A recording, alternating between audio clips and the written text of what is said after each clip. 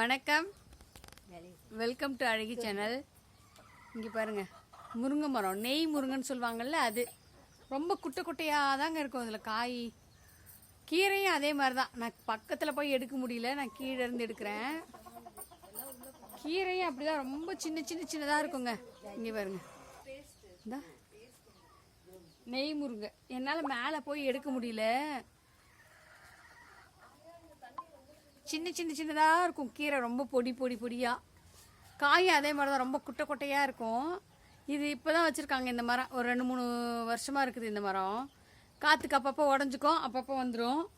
அதே மாதிரி இங்கேருந்து கொண்டு போய் வச்சது தான் அந்த மரம். அங்கே வருங்க, நெய் முருங்கையை. சூப்பராக இருக்கும் கீரை, நாட்டுக்கீரை. இங்கே பாருங்க, எங்கள் அம்மா எங்களுக்கு குளிக்கிறதுக்கு தண்ணி பாருங்க வச்சிட்ருக்கு. இதோட எவ்வளோ குண்டா, 5-6 குண்டா வச்சிருச்சு. நல்லா சூடுங்க, செம்மையாக குளிக்கிறோம் நாங்கள் தண்ணி, சுடு தண்ணியில். உடனே எதுக்கு நான் காட்டுறேன், ஓடு. அங்கே ஒரு முருங்கை மரம் இருக்குது பாருங்கள், உங்களுக்கு தெரியுதா என்னன்னு தெரியல. அந்த முருங்கை மரத்துக்கு வந்து ஒரு 50 வயசுக்கு மேலே இருக்குங்க. நாங்கள் சின்ன குழந்தையா இருந்ததுலேருந்து இருக்குதுங்க அது.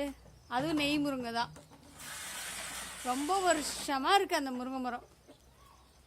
அதே மாதிரி இப்போ வந்த முருங்கை மரம் கொஞ்ச நாளைக்கு முன்னாடி, ஒரு 10 வருஷம் அப்படி. இது பாருங்க, சீனி புளியங்க மரம். இதெல்லாம் தோட்டத்தில், நம்ம வீட்டில் இருக்குது, கிராமத்தில். வாழை மரம் நிறைய வச்சுருக்கோம். இதில் காய் காய்ச்சிருக்கு. அந்த பக்கம் பின்பக்கம் இருக்குது, காய் தெரியாது, வெறும் மரம் மட்டும் தான் தெரியுது பாருங்க. இங்கே பாருங்க, தோட்டத்தில் நிறைய மரம். சும்மா வேப்ப மரம், இந்த சீனி புளியங்க மரம் பாருங்க. இது ஒரு முருங்கை மரம்.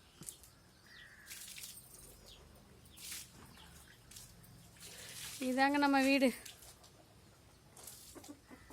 பாய், அடுத்த வீடியோவில் சந்திக்கலாம்.